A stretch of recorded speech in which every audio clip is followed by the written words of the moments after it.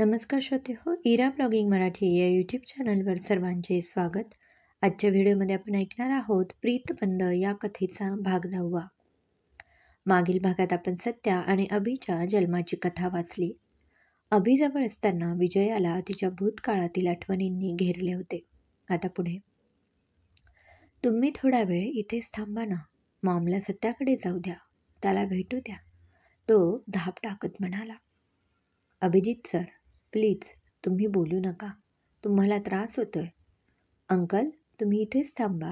Aunty, चला मी तुम्हाला ortho वॉर्डमध्ये सोडून येतो, अभय विजयला म्हणाला. नर्स, डॉक्टर सत्यजितची सर्जरी आटोपली का? ओटी बाहेर येत असलेल्या नर्सला अभयने विचारले. हो सर, त्यांना स्पेशल रूममध्ये शिफ्ट देखील केले आहे, नर्सने माहिती दिली. ओके, थँक्यू म्हणत अभय विजयाला स्पेशल रूमकडे घेऊन गेला. आंटी, तुम्ही जा, आता मीही माझ्या राऊंडवर निघतोय. आज डॉक्टर अभिजित आणि डॉक्टर राशी दोघेही नसल्यामुळे आमच्या वॉर्डमध्ये सगळी धांदल उडते आहे. विजयला खोलीच्या बाहेर सोडत तो कार्डियाक डिपार्टमेंटमध्ये निघून गेला. सत्या, उठ ना, माझ्यावर आणखी किती रागवशील रे? मला आणखी किती छळशील? तुझे माझ्यावर प्रेम आहे ना, आणि मी देखील काल प्रेमाची कबुली दिलीच की, तरी तू असं गप्प का? सत्या, मी तुझ्यात पुरती अडकले रे. कशी ते मी सांगू शकत नाही, पण तुला अजून काहीच कळलं नाही का रे? तुझ्याशिवाय आयुष्याची कल्पना मी नाही रे करू शकत. तुझ्याशिवाय मी नाही जगू शकत. बोलता बोलता तिचा हुंदका अनावर झाला. सलाईन लावलेल्या त्याच्या हातावर ओठ टेकून तिने अश्रूंना बाहेर येण्यापासून आवरले.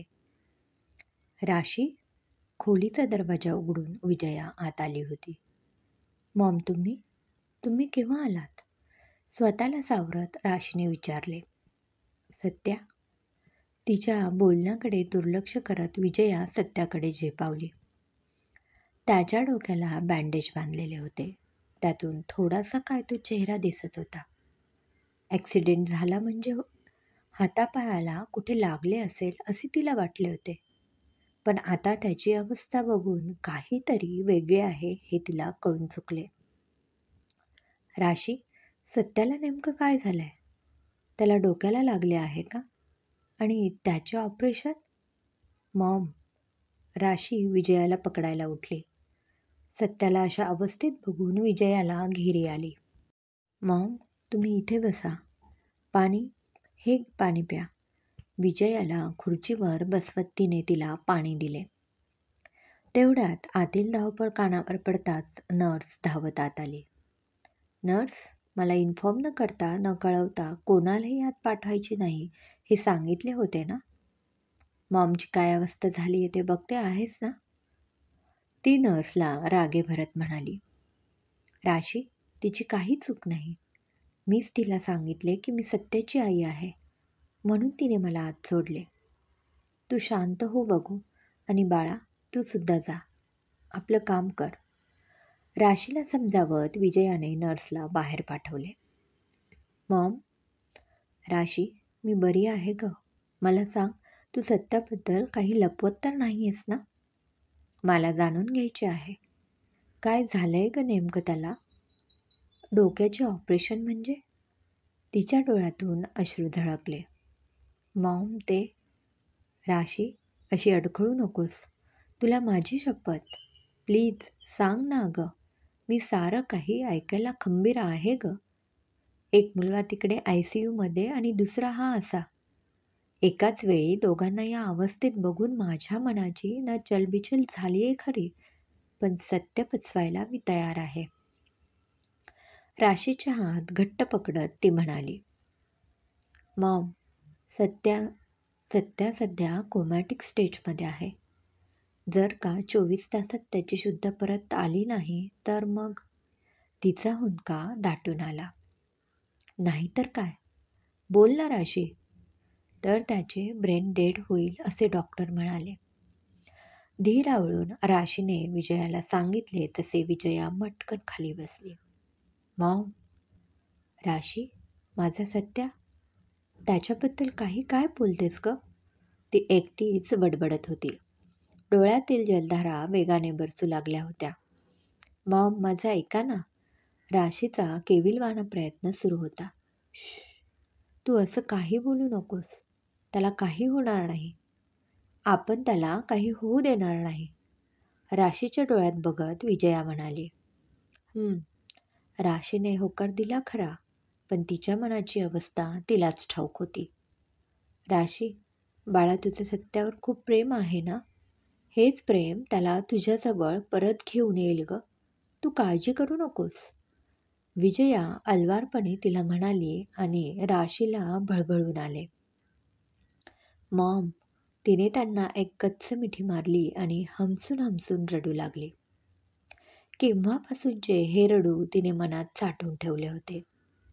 "मला माहिती आहे, एक दिवस तू नक्की माझ्या प्रेमात पडशील. मी त्या दिवसाची वाट बघेन." लग्नाच्या पहिल्या रात्री तिच्याजवळ येत सत्या मिश्किलपणे तिला म्हणाला होता. "तू फक्त वाट बघ. मी कधीच तुझ्यावर प्रेम करणार नाही. कधीच नाही." ती रागाने थरथरत म्हणाली. "मॅडम, सहवासाने प्रेम निर्माण होते असे म्हणतात. मग आपण एकाच खोलीत राहून देखील तुला माझ्याविषयी काही वाटणं म्हणजे निव्वळ अशक्यच." त्याचे ओठ रुंदावले होते. "सत्या, माझ्या डोळ्यात नीट झाकून बघ. तू म्हणतोस ते होईल असे तुला खरंच वाटते?" "मला तुझ्या डोळ्यातून तुझं हृदय देखील वाचता येते. एक दिवस केवळ मीच तुझ्या हृदयात असेल. मग तो माझ्या आयुष्याचा शेवटचा दिवस का असेना."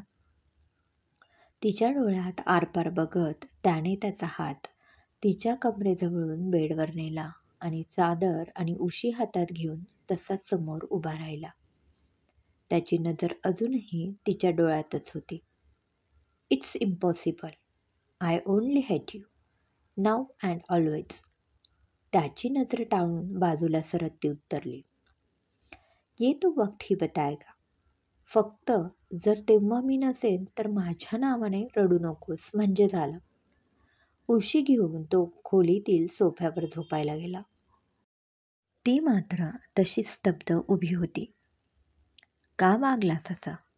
का खेळलास माझ्या भावनांशी? तू म्हणालास तसे खरंच तुझ्या प्रेमात पडले ना मी.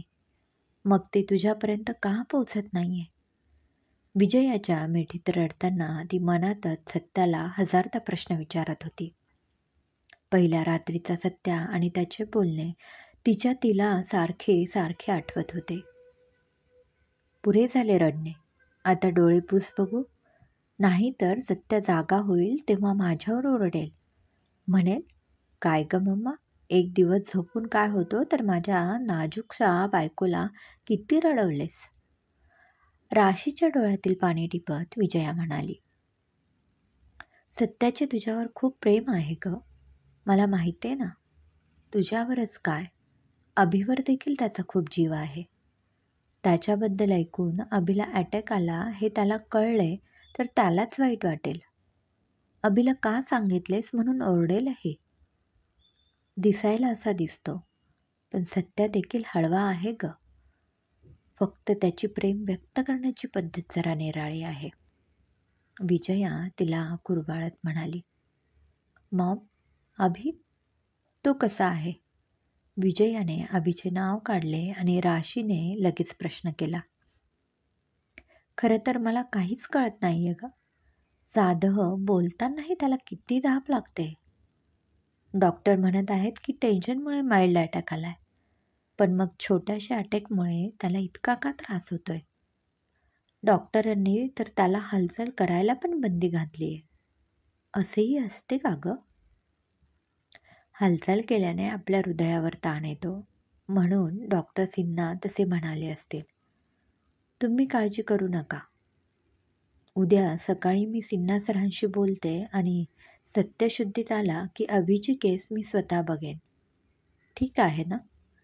राशी तिचे दुःख बाजूला सारून विजयाला समजावत म्हणाली. तू आता जरा आराम कर. सकाळपासून नुसती धावपळ करते आहेस. अभिजवळ पप्पा आहेत. तुमचा पूर्ण स्टाफ देखील आहे. तेव्हा त्याचा विचार करू नकोस." हो, मी काही वेळ सत्याजवळ बसते. तुमच्यासाठी कॅन्टीनमधून काही मागू का? थोडं खाऊन घ्या. नाही तर मग त्रास होईल. नको ग, मी ठीक आहे. माझ्याच्याने आज तरी पोटात काही जायचे नाही. उगाच अन्नाचा अपमान व्हायला नको. बाजूच्या बेडवर अंग टेकवत विजया म्हणाली. राशी सत्याच्या हातावरून तिची नाजूक बोटं अलगदपणे फिरवत होती. हृदयात भावनांचा नुसता कल्लोळ माजला होता. एक मन सत्याजवळ तर दुसरे अभिभोवती पिंगा घालत होते. शेवटी न राहून तिने डॉक्टर सिन्हांचा नंबर डायल केला. क्रमशः लेखिका डॉक्टर वृंदा. श्रोते हो, आजचा भाग कसा वाटला कमेंटमध्ये नक्की कळवा. पुन्हा भेटूया कथेच्या पुढील भागात. धन्यवाद.